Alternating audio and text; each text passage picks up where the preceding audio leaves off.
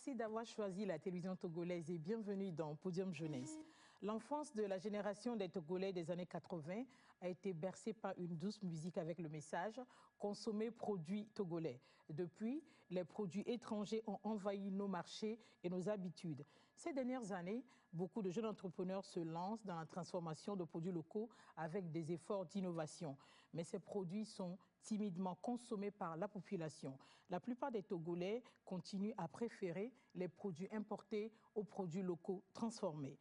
Les Togolais seraient-ils défavorables à la consommation des produits locaux transformés? Comment faire participer le consommateur togolais à la prospérité de l'économie et à l'épanouissement des jeunes entrepreneurs? Ce sont là les principales articulations de notre échange de cet après-midi. Mais pour l'instant, je vous invite à découvrir mes invités.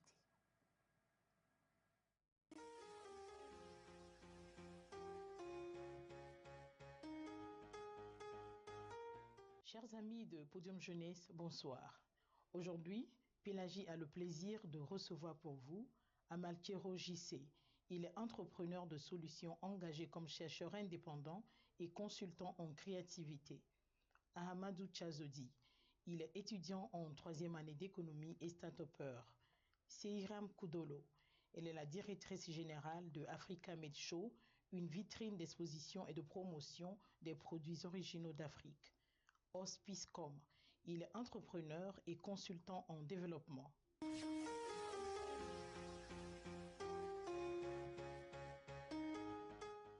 Je rectifie que Hospicecom est consultant en développement commercial. Je crois que j'ai rectifié. C'est ainsi. Bienvenue de nouveau à Podium Jeunesse. Aujourd'hui, nous allons parler de la consommation des produits locaux. Un constat a été fait. Les produits locaux transformés sont timidement consommés par la population. La plupart des Togolais préfèrent toujours ou continuent de préférer les produits importés aux produits locaux transformés. Mes chers invités, bonsoir. Bonsoir. J'espère que vous avez bien commencé le week-end. Très bien. Qu'est-ce qui justifie cette situation, Amalkero, selon vous? Alors, merci beaucoup. Je vous en prie. Il y a beaucoup de facteurs, mais laissez-moi vous raconter une petite histoire. Parce que quand on veut comprendre un fait, il faut aller dans l'histoire. À un moment de notre vie, il y a peut-être 20 ans, 25 ans, les produits importés ont déployé plus de moyens sur leur communication. Et ils ont envahi notre esprit. Et il faut dire qu'à ce moment, il y avait seulement la télévision. Et vous allez voir qu'après un feuilleton, il y a une publicité d'un produit importé. Et ils ont gagné nos esprits. Ces produits répondaient à nos besoins. Donc, il fallait les consommer. Donc, on ne connaissait que des produits importés. On ne consommait que des produits importés. Et ce ne sont que des produits importés qui répondaient à nos besoins. Donc, si aujourd'hui on constate une certaine timidité dans la consommation locale, il faut savoir que l'habitude est une seconde nature. Nous avons pris d'abord cette habitude-là de consommer les produits importés. Et il y a d'autres facteurs. Il y a d'autres facteurs, entre autres, par exemple, la production de la qualité. Parce que quand on parle de qualité, le Togolais est habitué à des produits importés. Quand on parle de produits importés, on parle de la démarche artistique, de la démarche esthétique qui est mise en valeur au travers des produits. Et aujourd'hui, cette qualité-là demande non seulement depuis l'interne, c'est-à-dire depuis le produit lui-même, mais jusqu'à l'extérieur. C'est-à-dire que avant que je ne m'intéresse à un produit, il faut que le produit m'attire. Et je crois que c'est vrai, hein, vous avez bien fait de choisir peut-être les meilleurs produits qui sont attirants. On voit ici. Ce n'est pas les meilleurs, on a juste choisi. En tout cas, ils sont tous attirants. Mais ce que je voulais dire, c'est que d'abord, pour le Togolais, il faut noter aussi que les produits ne les attirent pas plus que ceux importés. Parce que lorsqu'on rentre dans un supermarché et quand on voit un produit importé, un produit togolais, le Togolais facilement peut identifier le produit qui est importé du produit qui est local. Maintenant, l'autre facteur dans lequel moi je travaille plus, c'est le facteur de la communication. Parce que le Togolais, on peut lui dire de consommer, mais en réalité, est-ce qu'il connaît les produits togolais? Est-ce qu'il a des besoins? Mais est-ce qu'il sait qu'il y a des produits togolais qui peuvent répondre essentiellement à ses besoins? Je crois que je vais m'arrêter là pour donner aussi l'occasion aux autres. L'opportunité aux autres de s'exprimer. Merci beaucoup, Madame Pélagie. L'histoire de la consommation locale existait depuis. C'est vrai, j'ai appris qu'après l'indépendance, le feu président Adema avait instauré la consommation locale. Mais ça, c'était avant, ça fait 20 ans, 15 ans. Actuellement, ce que moi, particulièrement, je remarque sur le terrain, c'est que les Togolais commencent effectivement à s'intéresser aux produits transformés localement.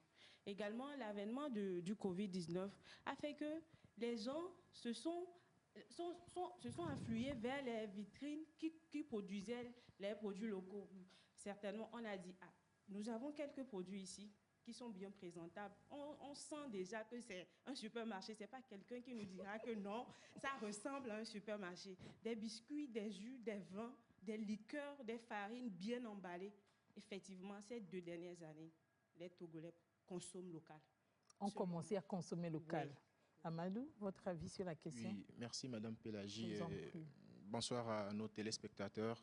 Bon, je pense que cela est dû à plusieurs facteurs et je me permets de dire que jusqu'au jour d'aujourd'hui, nous sommes un peu pris, je ne sais pas, nous avons cette mentalité comme quoi les produits importés sont toujours meilleurs par rapport aux produits locaux. Il suffit juste de mener un regard objectif tel que M. Amatiero le dit. Lorsque vous rendez dans des supermarchés aujourd'hui, vous faites un tour dans des rayons, la différence, elle est claire. Vous voyez les produits locaux et les produits importés, la différence, elle est claire. Or que l'œil doit voir avant de désirer. Et lorsque l'œil voit le produit importé, le choix est clair. Moi, je pense qu'ici, les produits locaux, nous pensons, comme je le dis, que les produits importés sont meilleurs à nos produits locaux. Donc, il faut également rompre avec cette mentalité avant de pouvoir voir la chose. Également, il faut mettre un peu l'accent sur le packaging. Il faut mettre l'accent sur le packaging parce que je pense également que le problème se trouve là et également accentué sur la communication. Voilà un peu ce que je peux dire pour l'heure. Vous avez cité tout à l'heure une phrase à la fin de laquelle moi je peux mettre un point d'interrogation. Les produits importés sont meilleurs aux nôtres. Hospice. Oui, et ils ont su bien relater, je pense, la situation. Et je vais partir sur 2 éléments essentiels pour répondre à votre question. Nous allons évoquer des causes historiques. Je pense que Seyram l'avait déjà fait, mais je vais le prendre encore sous un autre angle. Et ensuite, je vais évoquer la cause même politique. Je vais aller sur ces 2 éléments. Alors, dans une interview ou dans une vidéo récente, Alain Foucault, que nous connaissons très bien, expliquait en fait qu'à un moment, on a expliqué aux Noirs que la chose noire était diabolique. On a expliqué que la chose blanche ou la chose du blanc était meilleure. Et donc que le blanc était meilleur que le noir. C'est d'abord une cause historique qui explique réellement l'aliénation en fait des peuples, dont je veux dire d'Afrique, donc qui sont des peuples qui sont le plus dans la pesanteur même de la question du rejet de leur identité. C'est même là. La question de la consommation locale n'est qu'un dommage collatéral donc de toute cette histoire-là coloniale et ce passé vraiment qui ne fait pas l'honneur de l'Afrique. Alors, le deuxième point, c'est la politique. C'est-à-dire que même aujourd'hui, lorsque nous prenons l'avènement de l'entrepreneuriat, c'est déjà quelque chose qui est tombé sur l'Africain ou le jeune Africain comme, à la base, ce n'était pas dans le but de pouvoir faire l'expression de son identité ou de pouvoir prouver au monde qu'il peut. C'était pour juguler une situation d'emploi, une situation de précarité. Et c'était ça aussi l'une des erreurs. Donc, c'est là où nous doitons un peu la chose politique. Et même au moment où l'entrepreneuriat a été bien brandé, bien proposé comme une solution, n'oubliez pas que dans toute histoire, l'État a eu sa partition à jouer. C'est-à-dire qu'il fallait proposer des socles. Il fallait qu'au-delà du fait même de suggérer l'entrepreneuriat comme une solution, il fallait donc imposer, attention, imposer donc des politiques qui allaient pouvoir le faire. Et comme les uns et les autres l'ont dit, il y a 20 ans, ça a été fait. Pourquoi pas aujourd'hui? C'est une question purement d'autre politique. Et vous allez vous rendre compte, pour terminer, qu'aujourd'hui, les entrepreneurs ont été laissés pour compte, et ça, il faut avoir le courage de le dire sur ce plateau, et donc ils y vont par leurs propres moyens et forces. Et je pense que Seyram l'a dit, l'autre problématique, c'est que justement, ils y vont par leur propre force, mais ils n'ont pas aussi les mêmes moyens que les films occidentaux qui envahissent nos marchés. Bon, je pense qu'on va encore merci beaucoup. Les points que vous avez touchés, voilà. Je voudrais que nous revenions un tout petit peu là-dessus, un à un. Nous allons parler du packaging. Qu'est-ce qu'on leur reproche, les packaging de nos jeunes entrepreneurs, Amadou? Oui, je pense que pour les packaging, tout simplement, ce n'est pas attirant. Je prends l'exemple des entreprises qui offrent de l'arachide. Vous voyez les arachides dans des contenances de 1 litre, 1,5 litres, et juste, ils collent l'identité de l'entreprise. Or, au même moment, lorsque vous prenez des produits venus de France, le package, c'est plus attrayant et ça donne plus l'envie de consommer. Voilà un peu. Les packaging, c'est qu'ils ne mettent pas trop d'accent là-dessus. Là-dessus. Voilà. Hospice? Oui, alors, je suis très ravi donc qu'il pose cette problématique. Et ça fait 12 ans que je suis dans l'entrepreneuriat, 7 ans que j'accompagne les entrepreneurs. Okay. J'ai vu des projets naître. J'ai senti les difficultés des entrailles des entrepreneurs quand il s'agissait de faire du packaging. Et aujourd'hui, pour moi, la problématique du packaging est d'abord le fait de sa disponibilité. Nos États ne fabriquent aucun packaging. Donc, on a beau jeter du discrédit sur l'entrepreneur, ce n'est pas encore sa faute. C'est là où je réévoque encore la question politique, où il faut peut-être créer un cadre où 2 solutions peuvent être proposées, qu'on puisse donc faire soit sur le plan national, donc des entreprises qui peuvent proposer du packaging, ou soit qu'il puisse avoir des agences qui les achètent pour les entrepreneurs, donc dans la mesure où ils n'ont pas les moyens. Donc pour moi, c'est un problème qui est pertinent. Et comme je dis, on a donné une arme à des gens et on ne leur a pas appris les meilleures manières de l'utiliser. Donc c'est normal. Aujourd'hui, nous le décrions. Mais je voudrais quand même plutôt pas inviter, mais amener à ce qu'on puisse regarder la chose sur un côté beaucoup plus patriotique. En général, dans mes communications, je dis, même si un entrepreneur, il fait une bouteille comme il a dit, et lui, par rapport à son standing, il va se dire qu'écoute, si les choses peuvent marcher, forcément, le choix, il est clair. Mais je dis, à un moment, l'entrepreneur français qui a fait une bonne boîte, il a commencé par quelque part. Et à un moment, quelqu'un lui a fait confiance. Donc, moi, je voudrais nous inviter à repartir sur cette fibre patriotique-là, comment on dit, le tigre ne crie pas sa tigritude, mais il saute sur sa proie et la dévore. Donc, on puisse repartir par là et essayer de voir comment quand même on peut fermer les yeux intentions, le temps de pouvoir trouver les bonnes solutions, parce qu'on va rejeter ça. L'entrepreneur, c'est votre frère, c'est mon frère, c'est mon ami quelque part. Et donc, cet argent-là, ça rentre. Donc, si on refuse, il n'a pas le choix. Il ne peut que faire que comme il peut. Maintenant, je conviens qu'il y a des entrepreneurs quand même qui sortent du lot. On ne sait pas où ils trouvent les moyens. Mais combien sont-ils? Si vous êtes entrepreneur, comment vous-même vous vivez cette réalité de problème de packaging? Le problème de packaging... Il est réel? Oui, il est réel. Des fois, on t'apporte le produit, tu dis non. Il va falloir qu'on travaille un peu le packaging. Mais c'est des gens qui ont commencé quelque part. Mais on ne peut pas dire que non, parce que le packaging n'est pas bon, qu'on doit laisser la personne comme ça. Les produits qui sont là-bas et qui sont bien présentés ont commencé quelque part. Peut-être au début, c'est seulement dans un petit sachet. Et puis, nous allons dénigrer, nous, Togolais, dénigrer complètement parce que c'est dans un petit sachet. Actuellement, c'est bien emballé et on dit que ça vient. C'est parce qu'il y a des gens qui ont encouragé cette initiative et qu'on est arrivé à ce stade aujourd'hui. C'est pourquoi j'exhorte vivement les Togolais. J'ai discuté avec un promoteur des produits locaux juste hier. Il me donnait l'exemple d'un produit. Je ne vais pas nommer le nom du produit, je ne vais pas le nommer, le produit. Tantôt, on le présente sous emballage kaki, tantôt avec des plastiques transparents. Finalement, les gens ne savent plus de quel produit il s'agit. Oui, effectivement. Et quand on parle de produit, on parle d'une identité. Et quand on parle de packaging, on parle d'abord du conditionnement et puis de la façon dont le conditionnement est brandé. On parle du branding, c'est-à-dire le design et consorts. Donc je crois que M. Hospice a touché le facteur commun, le défi commun à tous les entrepreneurs, c'est d'avoir la disponibilité du packaging qu'il faut. Parce qu'il y a des normes, il y a des produits qui ne doivent pas aller dans certains conditionnements et il y a d'autres produits qui ne doivent pas aller dans d'autres. Il y a des produits cosmétiques, il y a des conditionnements qui sont pour les produits cosmétiques. Mais aujourd'hui, vous allez voir qu'il y a des produits agroalimentaires qui sont dans des conditionnements pour cosmétiques. Donc d'abord, c'est ça le grand facteur. Mais tout est possible avec la créativité, puisque j'en suis un consultant. c'est le défi là de ces entrepreneurs de pouvoir trouver des experts dans ce domaine-là pour pouvoir brander en fait le conditionnement. Parce que le conditionnement, c'est ce dans quoi le produit se trouve. Mais on peut trouver un moyen pour pouvoir rendre le produit attirant. Donc, quand on parle de packaging, ce n'est pas seulement le conditionnement.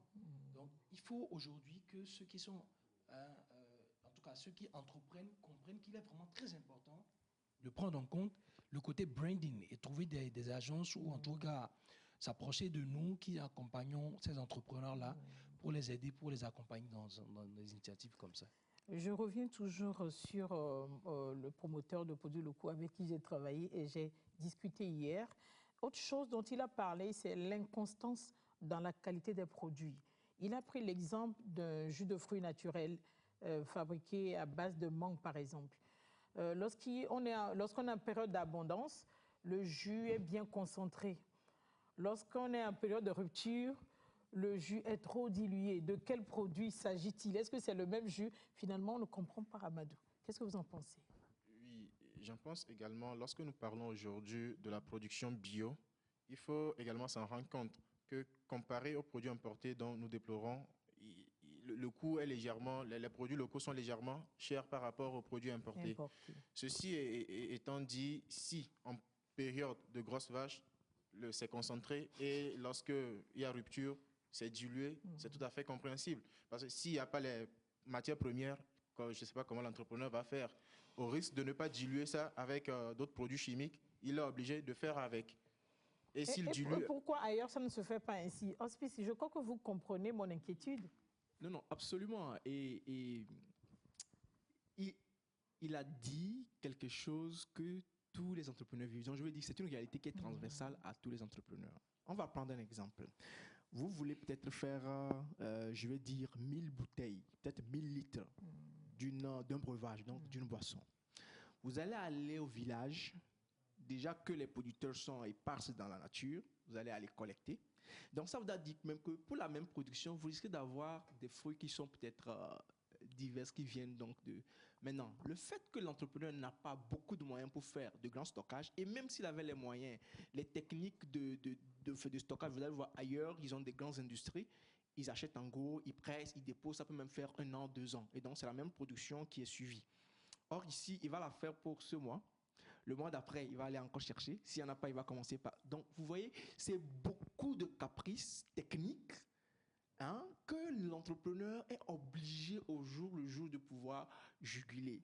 Et donc, l'accompagnement, comme il a souligné déjà, d'un expert ou de quelqu'un quand même qui peut l'aider à optimiser. Parce qu'une chose est réelle, s'il y a l'argent, on peut tout faire. Ça, c'est sûr. Aujourd'hui, le plus grand obstacle, le premier obstacle, c'est que les entrepreneurs locaux, justement, n'ont pas beaucoup de moyens, malgré la taille de leurs ambitions. On a beaucoup d'idées. Je comprends votre explication, mais cette façon de faire-là risque de ne plus convaincre les consommateurs. Je prends un jus de fruits fabriqué à base de l'ananas, par exemple. Ce mois, c'est très concentré.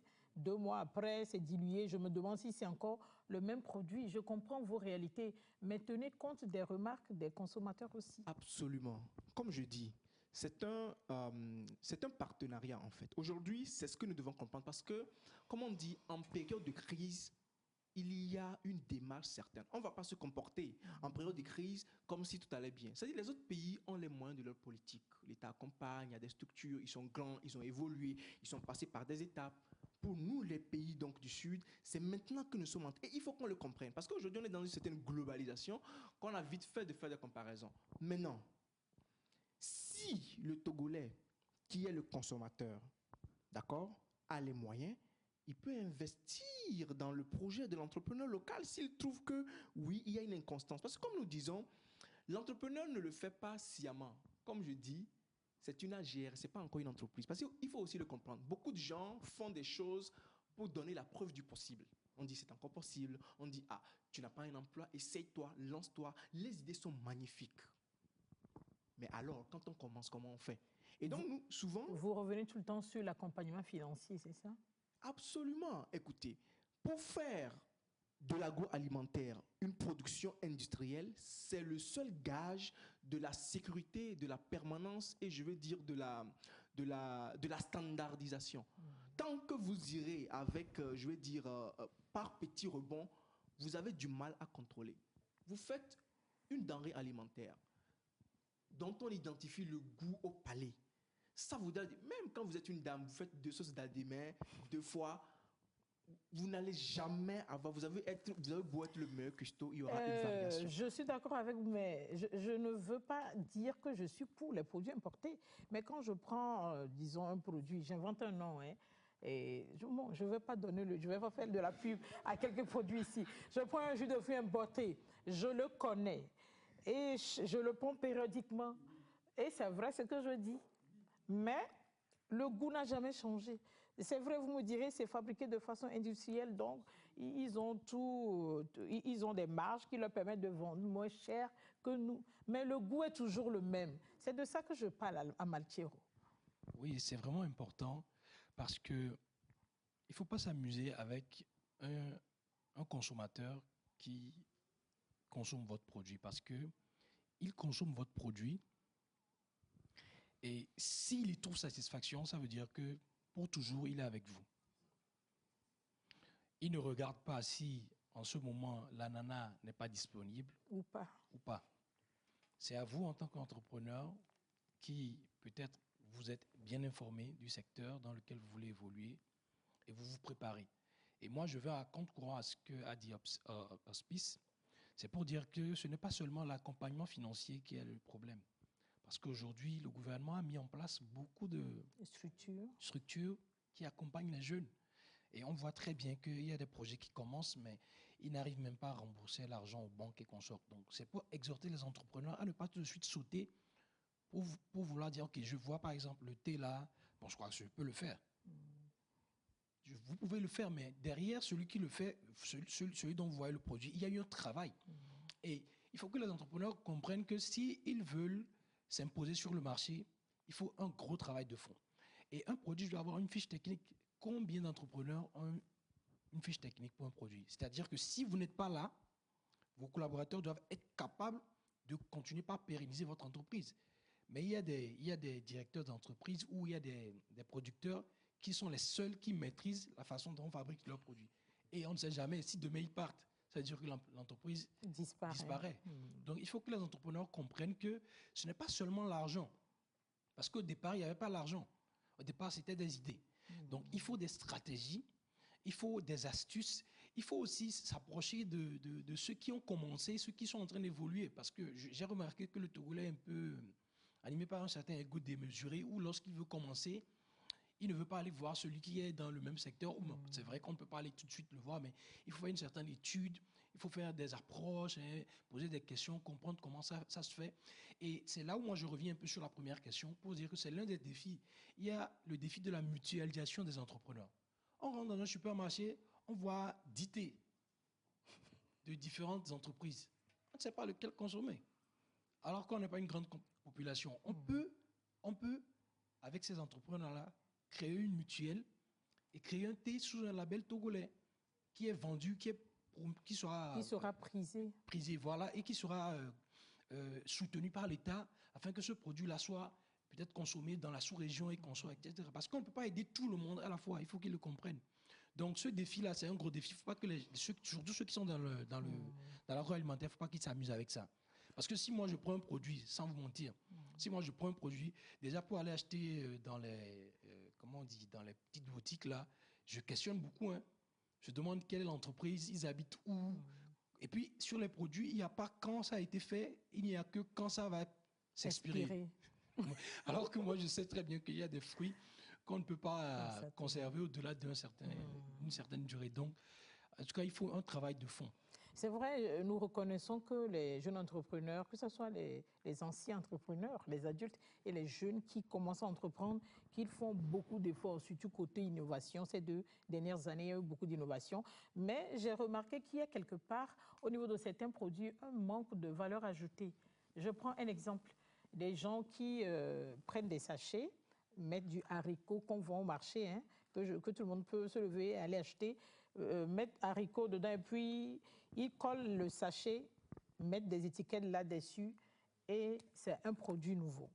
Les gens qui s'en vont acheter à Fiti, chez les femmes, les bonnes femmes, au marché, puisqu'elles le font en boule, ils écrasent, mettent dans des boîtes ou des sachets, mettent l'étiquette là-dessus, nouveau produit. Qu'est-ce que vous en pensez, Amadou? Est-ce qu'il n'y a pas un manque de valeur ajoutée?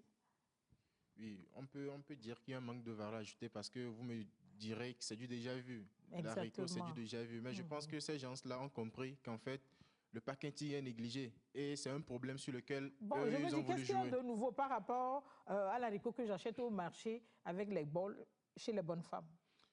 Oui, je me dis, s'ils ont fait le constat comme quoi, lorsque l'haricot comme ça, à l'état brut, ne coule pas. Or que lorsque on essaie de travailler un peu sur le packaging, on le met, on le conditionne, c'est plus vendu. C'est plus cher, mon ami. Ce dont je te parle, c'est plus cher que le bol de la bonne dame. C'est Yam, ne ris pas. C'est plus cher. C'est vrai que c'est plus cher parce qu'il y a des gens qui ont décidé d'acheter seulement dans un cadre donné. OK. Oui, c'est pourquoi... C'est pour eux qu'on fait ça. Spécialement pour eux. Donc la personne refuse d'aller au marché parce que c'est exposé comme ça. Mais si c'est bien emballé, il préfère prendre comme ça. Mais même quand si on a pris, ce n'est pas lavé avant de mettre dans le sachet, c'est le même haricot, non? Qu'on a ramené du village, qu'on vend au marché, qu'on met dans le sachet, qu'on vend en supermarché. Oui, ça dépend de la psychologie, tout ça là, parce que le fait que le client voit l'haricot au marché comme ça, dans la cuvette, comme ça, simple, et puis les poussières, tout ça là, il se dit que non, c'est sale. Ce n'est pas sain. Oui. Donc il y a innovation là-dedans, voilà. Selon toi. Hospice. Alors, le débat est très intéressant dans la mesure où, si nous voulons même revenir aux fondamentaux de la créativité, aujourd'hui, on considère, ou on a longtemps considéré l'innovation comme une valeur ajoutée réelle, exceptionnelle, c'est-à-dire un truc qui n'existe pas encore, d'accord? Vous allez vous rendre compte que dans l'agroalimentaire, c'est difficile de créer du nouveau, parce que même quand vous faites un jus, il existe déjà quelque part. Dans la réalité, je sais. On se copie. Mais c'est que vous comprenez ce dont je parle. Oui, aussi. Si, j'en viens. Maintenant, lorsque vous allez, par exemple, dans la technologie, vous allez trouver beaucoup d'innovations, par exemple, d'accord? Alors, ça rejoint un peu la réponse à cette question, rejoint un peu la contradiction donc, de Seyram. Donc, non, c'est Seyram qui est à côté de vous, ça c'est Amal. C'est Amal, pardon, voilà. Amal, donc, qui disait en fait, c'est-à-dire qui parlait un peu de la question de la qualité du produit par rapport à la standardisation.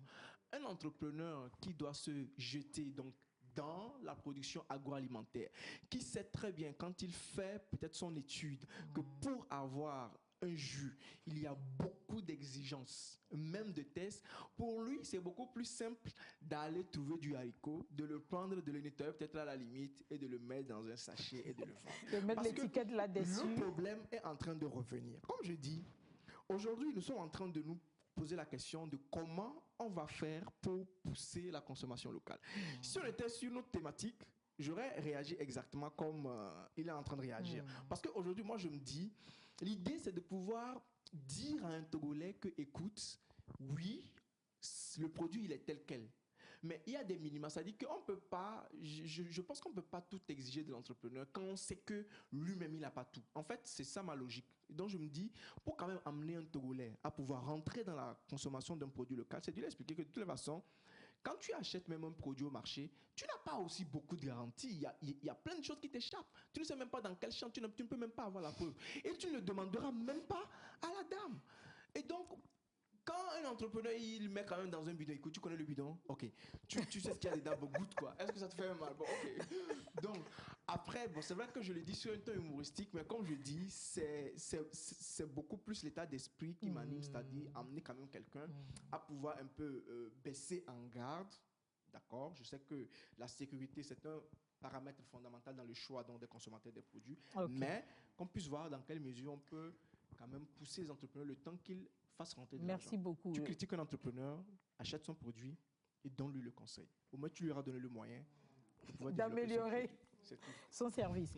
Bon, des fois, on se dit que peut-être c'est parce que les Togolais qui n'aiment pas trop consommer les produits locaux, c'est parce qu'ils n'en voient pas l'importance. Donc, il faut qu'on en parle. Pourquoi il est important de consommer les produits locaux, Amal?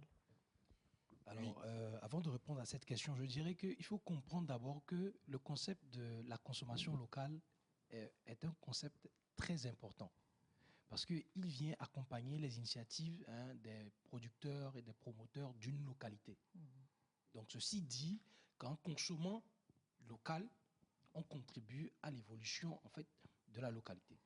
Et comment faire comprendre aux Togolais que consommer local est vraiment très important? Il faut que la mentalité change par rapport aux produits togolais. Pourquoi? Le Togolais, il n'a pas confiance en ce que fait son frère. Et on repart toujours à la première question, où il y a le défi de la communication sur les produits, mais en plus sur les chaînes de production. Quand vous voyez sur les chaînes étrangères, vous voyez un produit tout de suite, vous voyez un grand documentaire peut-être financé par le gouvernement ou l'État, où on montre comment l'haricot, ou les haricots qui sont peut-être plus exploités dans le pays, ont été produits. On montre les usines, etc. La population voit l'haricot qu'on déverse sur le marché, comment il a été transformé, etc. Et donc, ça lui permet d'avoir confiance en le produit. Donc, c'est vraiment très important qu'on puisse accompagner cela. Et il y a aussi le label.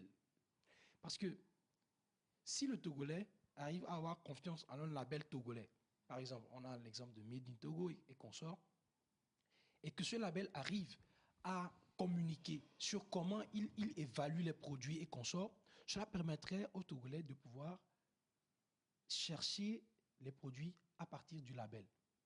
Parce qu'il y a des gens même qui achètent les produits importés, ils n'achètent pas n'importe quel produit importé, hein. Ils achètent des produits importés qui ont un certain label, parce qu'ils ont confiance en l'évaluation de ces labels-là. Donc c'est vraiment très important que les Togolais puissent comprendre que consommer local, c'est se donner eux-mêmes de l'emploi, c'est créer de la richesse. Parce que quand on parle de consommer local, ça revient un peu à l'économie circulaire, où lorsque la personne produit, il y a quelqu'un qui transforme, vous consommez, il y a quelqu'un qui fait la promotion, etc. Ça retourne aux impôts, l'État refinance à travers comment on dit, des programmes et consorts. Donc, il est vraiment très important de consommer local. C'est ce que je peux dire. Merci pour le moment. beaucoup. Si vous avez un ajout? Oui, je voudrais aussi ajouter la connotation culturelle. Parce que consommer local, ce n'est pas seulement dans les assiettes. Même le vestimentaire, c'est le local. Donc, si nous arrivons à mettre en place ça également, nous sommes en train de conserver et faire la promotion de notre culture à nous-mêmes. Et si je peux ajouter l'aspect économique, la plupart, bien, si je peux dire tous les pays qui sont riches, produisent et exportent. Point final. Si nous ne voulons pas produire et nous attendons que les gens nous ramènent pour que nous mangeons, soyons rassurés que nous demeurerons économiquement indépendantes. Oui. Je vois. Dépendant plutôt. Oui. Économiquement dépendant. Oui, Amadou? Oui, je dirais, moi... Je vous ai pris de court.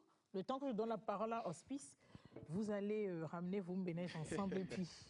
Donc, non. En fait, la question de la communication, il avait très bien présenté lors de sa première intervention. Et je partage totalement l'avis. C'est-à-dire que la belle gueule, elle est très importante dans la vente. Ne perdez pas de vue ma deuxième question. Pourquoi il est important de consommer local? Oui, d'accord. Je vais venir très rapidement, si vous permettez. C'est-à-dire que la belle gueule, elle est très, très importante dans le positionnement du produit local parce que toute idée a besoin d'être poussée, d'être promue. Donc, à partir du moment où on peut le faire autant sur les valeurs qu'apporte le produit, autant sur les valeurs économiques, sur les valeurs donc je vais dire de toute la chaîne même agricole, écoutez, les gens vont pouvoir rentrer dedans de façon simple. Comme on l'a dit, le Togolais, il a peur de ce que son ami fait. Donc, quelque part, c'est de pouvoir communiquer pour expliquer aux gens que, écoutez, en consommant, en réalité, tu ne fais aucun mal, tu soutiens plutôt, il y a quelqu'un qui est en train de bénéficier, quelqu'un amène son enfant à l'école.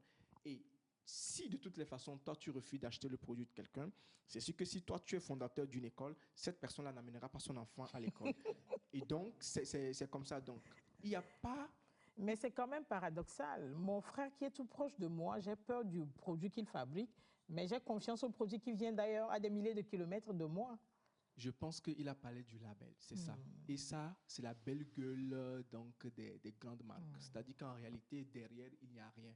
Mais c'est du marketing. Mais la plupart des entrepreneurs, des jeunes entrepreneurs disent que le marketing coûte les yeux de la tête, financièrement parlant. Le marketing est surtout la vente. Parce que ceux qui aussi font l'erreur de se limiter au bouquin, et ils ne comprennent pas qu'en fait, une entreprise qui a le droit de faire du marketing, c'est une entreprise qui est déjà commercialement assise. Donc, il y a aussi ces petits amalgames-là. Et comme je dis, nos États sont en train de faire leur premier pas en entrepreneuriat. Donc, c'est normal qu'on prenne quand même beaucoup d'exercices de maison, en fait, le temps de pouvoir mûrir. Mais c'est aussi important qu'on fasse des remarques aux entrepreneurs togolais. Absolument. Parce qu'il paraît que la plupart n'aiment pas recevoir des remarques, mais c'est important pour qu'ils puissent améliorer leurs prestations.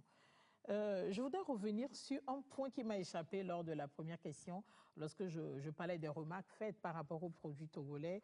C'est vrai que par rapport aux produits importés, ce n'est pas trop sûr, mais des fois, on sent qu'il y a de la malhonnêteté par rapport aux ingrédients qu'on mentionne sur certains produits. Je prends l'exemple du piment que les Ghanéens appellent chito, le bessifianchon, le piment noir, avec lequel on mange tout mais. Des fois, la personne met, j'ai mis du petit poisson, de l'oignon, il cite l'assaisonnement. Bien qu'il ait mis du cube, il dit qu'il n'y a pas de cube, mais peut-être que le consommateur est allergique au cube. Qu'est-ce que vous en pensez, Siam? Ça vous fait sourire? La personne a mis plein de cubes bien bons même là-dedans, mais te dit non, c'est les petits poissons fumés que j'ai mis là-dedans. Et la personne le consomme, un problème de santé surgit. Oui, c'est un aspect très important. Souvent, très souvent, les entrepreneurs font ça. Mais je ne sais pas s'il faudrait juger ou faudrait dire que... Le bessifianchon, c'est juste un exemple que j'ai donné. Hein. Oui. Je n'ai pas dit qu'il y a un bessifianchon qui fait ça. Si, oui. Voilà. Donc, s'il y a des entrepreneurs qui font ça, mieux arrêter ou... S'il y a, il y en a. Pourquoi tu dis s'il y a? Soyons honnêtes. Oh là là, Ama? Alors, en tant qu'entrepreneur de solutions, je voudrais m'adresser honnêtement aux entrepreneurs. Vous savez, la vie appartient à ceux qui créent des solutions et des solutions durables. Si vous jouez en tout cas, si vous vous amusez à faire ce genre de choses, vous mettez la vie des gens en danger. Et c'est clair que votre produit ne sera pas consommé. Mais si, honnêtement, vous faites deux produits, d'accord? Et dans l'un, vous précisez que, OK, voici ici, il y a du cube, et voici, ici, il n'y a pas du cube, ça vous avantage beaucoup. Plus que de vouloir forcément, je sais pas, gagner de l'argent en passant par ces rouages-là. Parce que c'est vraiment très dangereux. J'ai vu des produits rejetés à certains aéroports, des produits togolais. Parce que les produits ne venaient pas avec des fiches techniques. Et il y a même des produits où on sentait des odeurs, où comment on dit, les ingrédients? Non, pas des ingrédients, mais les saveurs utilisées ne sont pas mentionnées, par exemple, sur la fiche technique. Or, par exemple, le blanc, si je peux le dire en griffe, il est expérimenté. Quand il sent ça, il sait que c'est une odeur, mais on lui dit qu'il n'y a pas ça dedans. Ce n'est pas mentionné. Donc, beaucoup de produits agroalimentaires comme ça sont rejetés parce qu'ils ne sont pas honnêtes. Les produits ne disent pas concrètement ce qu'il y a là-dedans. Et c'est vraiment dangereux pour une population qui veut importer des produits qui viennent d'ailleurs. Parce qu'il ne sait pas ce que sa population est en train de consommer. Et surtout quand on parle d'allergie, comme vous êtes en train de le dire, c'est vraiment très important. Amadou, un ajout? Oui, bon, bien avant d'ajouter à ce que Amal a dit, j'aimerais bien revenir sur l'importance. Sur l'importance. Je pense que nous devions prendre conscience qu'une fois nous consommons un produit venu de l'Espagne, c'est que nous contribuons d'une manière, c'est-à-dire nous donnons un plus aux agriculteurs espagnols. Voilà. L'économie espagnole. Oui, mais si nous consommons les produits locaux, c'est une manière de contribuer à la croissance économique de notre pays.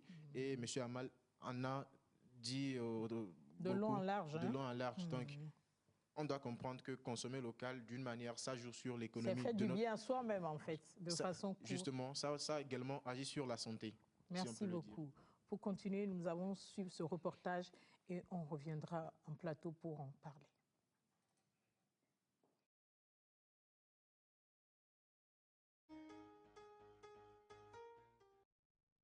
La promotion de l'entrepreneuriat a donné naissance à un foisonnement de produits locaux transformés sur le marché togolais. Longtemps habitués à la consommation des produits importés, beaucoup de Togolais ne comprennent pas encore la nécessité de se procurer les produits du terroir. La consommation des produits locaux demeure toujours très timide. Nous sommes toujours à l'étape de l'essai, de la curiosité et également davantage de recherche de la part des producteurs aussi bien que des consommateurs. Donc on n'a pas trop progressé, c'est vrai qu'il y a des petites avancées mais pas trop. Nous sommes toujours en train de rechercher des nouvelles techniques pour pouvoir booster cette consommation. Nombreux sont les Togolais qui continuent à préférer les produits importés aux produits locaux transformés. Le réel problème, c'est le facteur prix. Le facteur prix, c'est un premier défi par rapport à cette consommation. Les produits transformés togolais reviennent plus chers, relativement plus chers que ceux qui sont importés. Il faut noter qu'il y a quelques produits, à l'instant du riz parfumé par exemple, importé qui est plus cher que celui transformé au Togo, mais les gens préfèrent cela. Ça reste toujours un réel défi, même s'il y a des efforts qui sont faits côté prix. Maintenant, par rapport au fait de respecter une étape de transition, nous parlons de consommation locale aujourd'hui, mais il ne faut pas brûler les étapes. Il faut aller d'une étape de transition vers l'étape de la consommation réelle des produits. Cette étape de transition est brûlée par les consommateurs. On ne peut pas décider d'un jour au lendemain de consommer uniquement que produits togolais. Déjà que le facteur prix est déjà pris en compte, il faut vraiment que nous puissions faire la transition un peu de produits importés, un peu de produits locaux pour faire la transition vers le local complètement. Donc pour qu'on maîtrise au fur et à mesure le facteur coût. La sensibilisation de la population et la promotion des produits locaux transformés deviennent un impératif incontournable. Pour amener les consommateurs togolais à aimer les produits locaux transformés, le premier aspect est très simple. Il faut que les producteurs eux-mêmes arrivent à travailler leur SAV, le service après-vente. Parce que le constat est là, quand quelqu'un achète un produit local, même si ça ne répond pas exactement à son goût, le transformateur déjà a un problème à accepter les remarques. Donc, il faut qu'ils arrivent à travailler cet aspect de SAV, arriver à conserver ce petit maillon qui consomme déjà les produits locaux avant d'entamer d'autres. Ensuite, il faut un aspect de sensibilisation. Les transformateurs de produits locaux, à cette étape de leur production, ne doivent pas se consacrer à la vente, mais à une étape de sensibilisation. Il faut sensibiliser davantage les populations des produits qu'il y a déjà. Il faut les mettre totalement en confiance pour les amener à consommer local. J'invite aussi le ministère qui a en charge le secteur de la promotion de la consommation locale à mener davantage d'actions. Parce que là, les documents, c'est bon. Mais sur le terrain, il faut que les gens sachent réellement qu'il y a une problématique qui est là. Au-delà de la journée de consommation locale, il faut que ça se répète chaque jour. Il faut davantage d'actions dans le domaine. Depuis 2010, les Togolais renouent timidement avec la consommation locale. Le gouvernement travaille à booster le savoir-faire national et encourager les populations à consommer les biens et services locaux. Pour preuve, le Togo s'apprête à lancer en octobre 2021 la deuxième édition du mois du consommé local.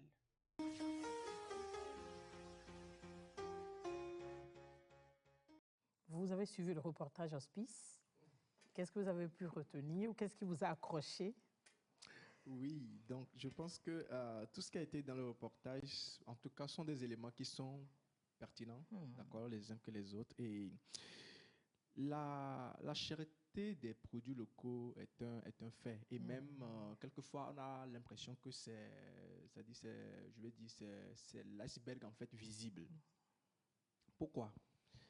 Et lorsque vous prenez le supplément de coût sur le prix de revient, d'accord, dû peut-être à la production artisanale, c'est-à-dire que la technique n'est pas très bien maîtrisée, ou même si elle est maîtrisée, il manque de la mécanique, tu vois, parce qu'il faut de l'automatisation, il faut des machines, il faut certaines choses pour extraire et très bien pour avoir enfin, des produits raffinés. Et les gens ne le font pas parce qu'il n'y a pas de machine ou soit c'est cher pour l'acheter. Et donc, le temps d'avoir ça, on jongle.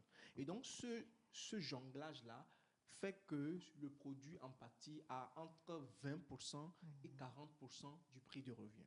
On note ça, un. Deuxième niveau, l'emballage qu'on a longuement mitraillé tout de suite. Le fait qu'il faille aller au Ghana, importer en Chine, attendre, et tout ça, ça fait que c'est un luxe finalement. Donc, quand on vous met à part égale, l'importateur ou bien l'importateur de l'autre produit, il vous bat parce que lui, il fait des quantités industrielles. D'accord? Donc, quand on prend l'emballage sur le coût du revient, ça fait entre 10 et 35%. Quand on fait la somme, ça veut dire que le coût supplémentaire supporté dû à la non-maîtrise donc, des process de fabrication et de l'emballage, vous êtes entre, je vais dire, ça fait 10 plus 20, 30 et 70%. Et donc, l'entrepreneur ne vend plus un produit, mais il vous vend sa peine. Logique, quand vous lui faites une remarque, il va vous dire tout de suite, écoute. On sent que vous êtes l'avocat défenseur des producteurs. Oui, comme je dis, écoutez, je suis très dur avec eux. D'ailleurs, tous les projets qui sortent de mon cabinet, et même tout à l'heure, j'étais au lancement d'un projet, d'un tout nouveau produit, Délices et Passion, qui fait dans des yaourts enrichis avec pas mal de fruits locaux. On est très dur avec eux. Mais quand on a l'opportunité, on essaie quand même d'expliquer aux gens. Lorsque vous parliez, j'avais envie de vous poser une question. Vous faites la promotion des produits locaux. J'ai envie de vous demander, est-ce qu'il y a des critères sur lesquels vous vous basez pour choisir ces produits? Parce que vous ne faites pas la promotion de tous les produits. Absolument. Il y a évidemment des critères. Le premier critère, c'est que l'entrepreneur lui-même, il soit prêt à mourir pour son produit. Ça, c'est la première chose. C'est-à-dire, c'est son engagement. Donc, quand on parle d'engagement, c'est les moyens. Pour donner le meilleur de lui-même. Absolument. C'est les moyens financiers, c'est les moyens techniques, c'est les moyens, je vais dire, techniques. C'est-à-dire, je parle de la technologie derrière. Donc, il faut que tout soit maîtrisé. Et si tout est là, on sait qu'on peut lancer cette vision-là dans un grand projet, etc. Donc, voici les premiers critères. Les deuxièmes critères, justement, c'est le prix en l'occurrence. S'il y a des concurrents, nous allons donc étudier et faire la confrontation, voir est-ce qu'il est compétitif. S'il y a des produits importés, nous allons donc comprendre en fait dans quel mécanisme on peut le faire et les canaux par lesquels on peut distribuer ce produit. D'accord, merci beaucoup. Nous abordons notre dernier virage. Comment promouvoir la consommation des produits locaux et faire participer le consommateur togolais à l'épanouissement des jeunes entrepreneurs et à la prospérité du pays. Prospérité économique, bien sûr. Amadou. Merci. Pour la promotion des produits locaux, je pense que le gouvernement est déjà bien parti en décrétant le mois d'octobre comme le mois du consommé local. Ça, c'est déjà un pas. Également, il faudrait, si on ne consomme pas les produits locaux, je pense qu'on a du mal à trouver là où ces produits sont on peut en trouver ces produits.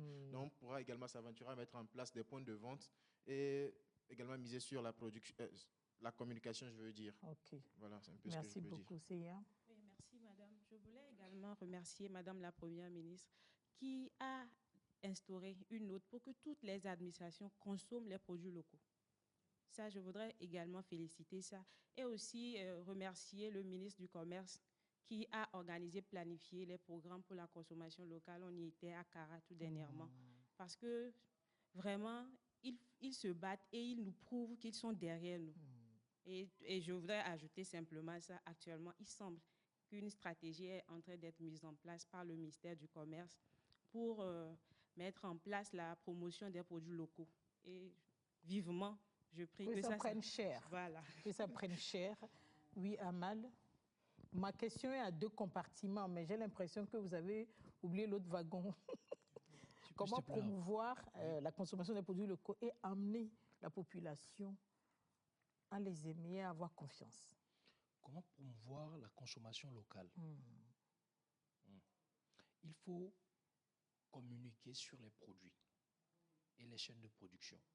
Il faut faire comprendre à la population que depuis la production jusqu'à leur assiette, ils ont des produits qui ont été traités avec une certaine présence d'esprit, avec une certaine expertise. Il faut que la population, on puisse lui montrer que ce qu'il veut consommer ou ce qu'on lui demande de consommer est fait par les Togolais.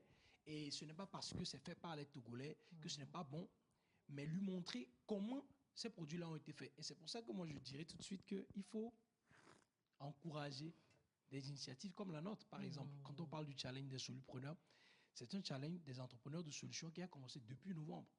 Et vous voyez, c'était axé seulement sur la communication. Et j'étais surpris que pendant le concours, des entreprises ont été financées. Même des entreprises qui n'ont pas évolué, hein, qu'on a recalé. Mais qui existaient depuis? Oui, qui existaient. Des gens qui faisaient des produits, mais que les jurys ont recalés, mais qui ont été appelés pour être soutenus par d'autres. Donc, pour leur dire que ce n'est pas forcément, lorsqu'on ne les fait pas avancer, qu'ils n'ont pas un bon produit, mais c'est pour dire qu'il y a des normes. Il y a des normes que les entrepreneurs doivent respecter. Maintenant, aujourd'hui, je crois que beaucoup d'activités, d'événements, d'initiatives sont en train d'être prises par le gouvernement pour accompagner ce programme-là. Donc, je crois que c'est le côté communication sur lequel il faut mettre communication. plus d'accent. Merci beaucoup. Nous sommes à la fin de notre échange. Votre mot de fin en une phrase à l'endroit de la population pour consommer local, à l'endroit des entrepreneurs pour les encourager. Honneur aux dames, on commence avec Sia. Je voudrais tout d'abord dire félicitations aux entrepreneurs, que la lutte continue. On y arrivera certainement. Merci beaucoup, Amadou. Également, il faut féliciter les entrepreneurs et aux téléspectateurs. Il ne faudrait pas que le consommer local soit un slogan, mais également, il faut passer à l'action. Que ça rentre dans nos habitudes concrètement. Voilà. Hospice. Alors, merci encore une fois. La tentative, ce n'est pas d'attirer de la pitié sur les produits locaux, d'accord? Mais c'est réellement de dire aux gens que c'est une place qui est légitime. Il faut qu'on s'y penche. C'est une question de culture et d'éducation. Merci. Je voudrais dire aux entrepreneurs, si vous ne pouvez pas créer, apprenez à imiter. Voilà. Merci. S'ils ne peuvent pas créer, qu'ils apprennent à imiter. Voilà. Donc, merci à bien beaucoup. imiter, bien sûr. Je remercie Abalchero, Amadou, Siam et Hospice d'avoir contribué à cet échange sur la consommation des produits locaux. D'une façon générale, on peut dire que les Togolais ne rejettent pas les produits locaux, mais plutôt ils recherchent des produits de qualité qui sont fabriqués dans les mesures d'hygiène requises. Je vous remercie de nous avoir suivis. À samedi.